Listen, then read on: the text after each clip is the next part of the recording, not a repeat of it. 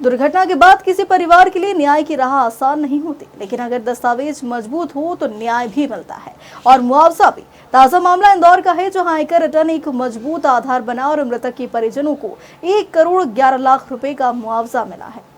दरअसल पूरा मामला 1 अगस्त 2022 का है, जब पंकज चावला अपनी स्कूटी से देवास से उज्जैन की ओर जा रहे थे। तभी तेज गति से आ रही एक बस ने उनको जोरदार टक्कर मार दी, जिसके बाद गंभीर अवस्था में उन्हें अस्पताल ले जाया गया, लेकिन इलाज के दौरान पंकज चावला की मौत हो गई।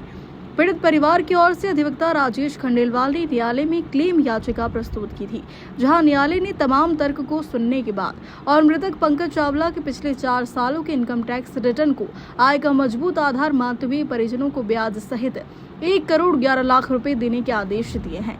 अधिवक्ता राजेश खंडेलवाल ने बताया कि इस पूरे प्रकरण में इनकम टैक्स रिटर्न एक मजबूत आधार बना और इसी से मृतक की आय का निर्धारण होना आसान हुआ था, जिससे पंकज चावला के परिजनों को मुआवजे मिलने में आसानी हुई। माननीय न्यायालय द्वारा बड़ा ही न्यायपूर्ण न्याय दृष्टांत पारित किया गया है, जिसमें मृतक पंकज चावला जी को ब्याज सहित 1 करोड़ 11 लाख रुपए की राशि दिए जाने के आदेश दिए गए हैं। दरअसल पंकज चावला जी 1 अगस्त 2022 को अपनी स्कूटी को सही साइड वो सीमित गति से चलाकर जा रहे थे।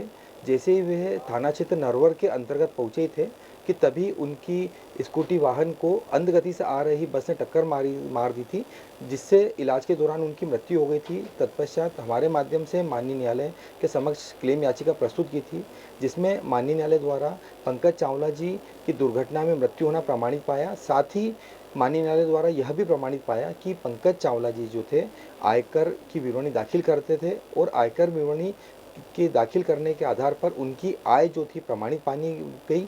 हमने दस्तावेजी साक्ष्य एवं मौखिक साक्ष्य प्रस्तुत की थी, जिसके आधार पर माननीय न्यायालय द्वारा मृतक के परिवार को 97 लाख रुपए मूलधन की राशि, साथ ही उस पर 6% की दर से दावा प्रस्तुति दिनांक से ब्याज भी दिया गया है। इस प्रकार से कुल 1 करोड़ 11 लाख रुपए की राशि इस मृतक पंकज चावला जी के परिवार को प्राप्त होगी।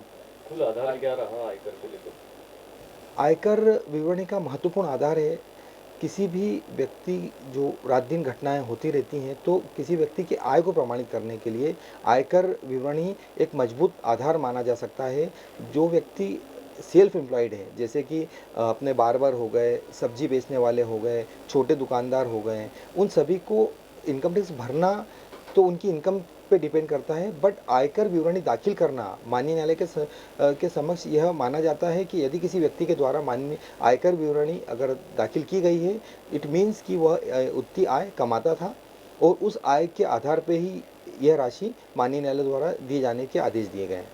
ये जो केस है, क्या लोगों के लिए एक मिसाल बनेगा कि सभी लोगों को आयकर विवरण देना चाहिए? निश्चित रूप से यह एक मिसाल माइलस्टोन के रूप में यह केस बनेगा, क्योंकि इस केस के माध्यम से माननीय न्यायालय द्वारा यह भी एक न्याय दृष्टांत प्रस्तुत किया गया है कि यदि कोई व्यक्ति आयकर भरता है तो उस आयकर के आधार पर मृतक की आय अगर किसी घर में कोई अनहोनी होती है तो उस अनहोनी होने पर भी इतनी बड़ी राशि उस परिवार को प्राप्त हो सकेगी। साथ ही उस परिवार को आर्थिक सुदृढ़ता भी प्राप्त हो सकती है, क्योंकि ये सभी रोड पे चलते हैं, किसी भी व्यक्ति के साथ कभी भी कोई घटना हो सकती है।